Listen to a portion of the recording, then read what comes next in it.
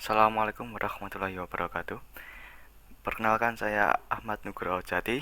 Pada kesempatan kali ini saya akan membahas salah satu protokol yang digunakan dalam jaringan. Protokol ini berfungsi untuk memberikan alamat IP pada perangkat secara otomatis. Protokol ini dinamakan dengan Dynamic Host Configuration Protocol atau yang lebih dikenal dengan nama DHCP. Oke, bagian pertama kita akan menjelaskan dulu sebenarnya DHCP itu kenapa digunakan. Jadi ini apabila ada sebuah perangkat baru, perangkat kita yang tersambung ke dalam sebuah jaringan baru. Misal di sini jaringan rumah kita maupun jaringan perusahaan maupun jaringan WiFi publik. Nah, perangkat ini tidak bisa langsung tersambung ataupun terkoneksi ke internet melalui layanan jaringannya. Di sisi perangkat dia akan kebingungan karena dia tidak memiliki yang namanya alamat IP. Karena alamat IP ini wajib dimiliki oleh setiap perangkat. Sebetulnya dari sisi pengguna, kita bisa memberikan alamat IP pada perangkat kita secara otomatis. Di sini saya contohkan apabila kita menggunakan operating system Windows, kita bisa memberikan alamat IP di sini secara otomatis, secara manual. Tapi di sini kita tidak tahu alamat IP yang digunakan pada jaringan maupun subnet masknya serta default gateway yang tersambung kepada router untuk menyambungkan ke internet. Karena kita sendiri kerepotan untuk memberikan alamat IP, maka dibutuhkan yang namanya protokol DHCP. Sebetulnya DHCP ini dapat berfungsi pada IP versi 4 maupun versi 6, tapi pada kesempatan kali ini saya akan menjelaskan DHCP yang untuk versi 4. Apabila kita membahas lebih lanjut tentang DHCP, kita akan mengenal apa yang namanya klien maupun server. Klien di sini adalah sisi perangkat yang membutuhkan alamat IP, sedangkan server di sini adalah sisi perangkat yang memberikan alamat IP. Nah, bagaimana cara mereka ini saling berkomunikasi? Ada beberapa tahapan pengiriman pesan yang dilakukan oleh klien maupun server. Yang pertama dilakukan oleh sisi klien. Sisi klien akan memberikan pesan secara broadcast dinamakan dengan DHCP Discover. Isi dari pesan ini adalah ia ingin meminta alamat IP. Nah, apabila ada server di sebuah jaringan tersebut yang merupakan DHCP server, dia akan membalaskan dengan cara unicast langsung ke kliennya yang dinamakan dengan pesan DHCP over. Di sini isi pesannya adalah ia menawarkan alamat IP untuk digunakan pada klien. Nah, setelah menerima penawaran ini, si klien akan memberikan namanya itu DHCP request. Itu adalah sebuah penerimaan tawaran alamatnya yang ini masih dikirimkan secara broadcast sehingga semua device pada perangkat akan menerimanya. Kemudian pada server dia akan membalas dengan pesan yang dinamakan DHCP acknowledgement ataupun DHCP ACK. Di sini dikirimkan juga secara unicast yang isinya ia menyetujui bahwa si klien akan menggunakan alamat IP ini. Setelah ini, si klien akan menggunakan alamat IP yang diberikan oleh server dengan durasi tertentu. Jadi setiap alamat IP yang diberikan kepada klien ada durasinya. Di sini dinamakan dengan list. Bisa dianggap sebagai kalau kita misal ke warnet itu kan ada billing ya. Billing itu kan durasi kita bisa memakai di warnetnya itu. Nah, durasi itu bisa diperpanjang dengan si klien mengirimkan DHCP request. Di sini pesannya berbeda. Di sini sudah unicast karena dia sudah tahu servernya di mana. Yang isinya ia ingin memperbarui durasinya itu. Kemudian server akan membalas dengan DHCP ACK ataupun DHCP acknowledgement. Oke, permintaanmu aku setujui. Itu bagaimana cara klien mendapatkan IP secara DHCP dari server. Di sini kita akan melanjutkan dengan membahas dari sisi router. Pada sisi router, dalam sebuah jaringan dia dapat bekerja sebagai klien maupun bekerja sebagai server. Pada pembahasan pertama ini, saya akan menjelaskan bagaimana router bekerja sebagai server. Yang pertama kita konfigurasikan dulu.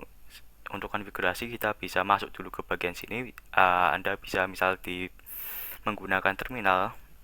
Yang pertama kita harus memasukkan perintah enable, kemudian perintah configure terminal. Setelah itu kita baru masuk ke global configuration mode, di mana kita bisa mengkonfigurasi setiap perintah yang digunakan pada router. Untuk membuat router sebagai server, kita membutuhkan konfigurasi yang pertama. Kita harus membuat daftar alamat IP yang tidak ingin kita ikutkan. Ini maksudnya misalkan kita mempunyai beberapa alamat IP yang tidak ingin kita berikan kepada klien. Misalkan ada 10 alamat IP yang kita reserve ataupun kita gunakan untuk beberapa perangkat tertentu dalam sebuah kantor kan misalnya. Ini bisa dikonfigurasi dengan cara IP DHCP exclude address dari address berapa sampai berapa ataupun satu address saja bisa. Kemudian kita membuat nama pool DHCP-nya dengan cara IP DHCP pool dengan namanya pool apa. Misalkan pool LAN 1 untuk LAN bagian pertama. Kemudian kita definisikan alamat pool IP-nya. Alamat pool IP di sini adalah alamat jaringan dari IP yang bisa digunakan. Dan jangan lupa untuk memberikan subnet dari jaringannya. Kemudian default router atau gateway-nya kita harus juga definisikan. Default router di sini adalah dari sisi klien saat pertama kali mencapai default router yang mana, sehingga kita harus definisikan alamat dari default router saat klien mencapai default router yang pertama. Kemudian DNS server kita harus juga definisikan alamat dari DNS server yang digunakan serta nama domainnya. Oke, itu bagaimana cara untuk mengkonfigurasi sebuah router menjadi DHCP server. Di sini dicontohkan apabila ada sebuah jaringan dengan dua jaringan, di mana yang pertama adalah jaringan 10.0 dan 11.0. Pada router R1, dia ingin dijadikan sebagai DHCP server, di mana jaringan 10.0 tersambung pada interface G00 serta jaringan 11.0 tersambung pada interface G001. Kita harus step by step, tahap demi tahap. Pertama kita excludekan ataupun kita tidak ikutkan beberapa alamat IP yang tidak ingin kita berikan kepada klien. Kemudian kita berikan nama poolnya serta networknya. Di sini kita ingin memberikan DHCP kepada alamat pada jaringan 10.0 dengan subnetnya 255.255.255. Kemudian default routernya, karena default router dari jaringan 10.0 tersambung pada interface G00 sehingga alamat IP-nya menjadi 168.10.1 seperti pada jaringan yang dicontohkan. Kemudian DNS servernya pada 11.6 dengan namanya example.com. Setelah kita end kan, maka pada router ini sudah menjadi DHCP server yang bisa digunakan pada beberapa klien. Oke, itu kita lanjutkan. Ada yang namanya DHCP relay. Relay di sini akan meneruskan dia akan meneruskan sebuah pesan. Pesan itu adalah tadi DHCP broadcast yang pertama dari sisi klien. Karena ada beberapa kasus saat server itu berada di luar jaringan, seperti yang dicontohkan dalam topologi jaringan ini, di mana ada dua jaringan. Di sisi kiri ada jaringan 10.0 dan di sisi kanan ada 11.0, di mana DHCP servernya itu berada di jaringan 11.0 dengan alamat 11.6. Saat PC1 di jaringan 10 ingin membroadcast DHCP broadcast, dia ingin mencari server DHCP 4. Tapi karena ada router dan salah satu fungsi router itu adalah tidak bisa meneruskan broadcast antar network, maka dibutuhkan yang namanya relay ataupun penerus untuk meneruskan ke DHCP server.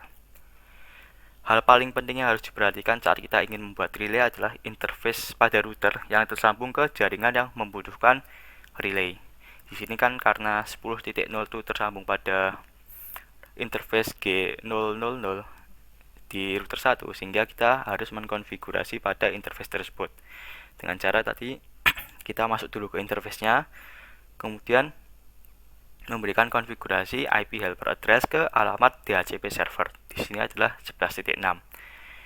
Dengan konfigurasi ini maka PC1 dapat mencapai di DHCP servernya biarpun dia berbeda jaringan. Berikutnya adalah saat router kita konfigurasi menjadi klien. Pada sisi ini berarti router membutuhkan apa yang namanya IP ya, sehingga dia menjadi klien. Saat router ingin tersambung ke internet, di mana di internet itu ada yang namanya DHCP server, Dia akan mencari DHCP server itu berdasarkan dengan interface yang tersambung ke internetnya. Jadi di sini dicontohkan saat interface yang tersambung adalah 001 G001, sehingga kita konfigurasi pada interface tersebut. Dengan cara kita buka dulu interface-nya, kemudian kita masukkan konfigurasi IP address DHCP. Kemudian kita no shutdown untuk mengaktifkan interface tersebut. Dengan konfigurasi ini, maka DHCP client di sisi router ini nanti dia akan mendapatkan IP dari DHCP server di internet. Mungkin cukup sekian dulu yang bisa saya sampaikan mengenai DHCP ini.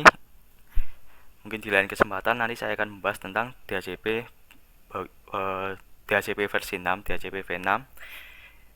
Jadi tetap ditunggu saja pembahasan-pembahasan lainnya. Terima kasih. Wassalamualaikum warahmatullahi wabarakatuh.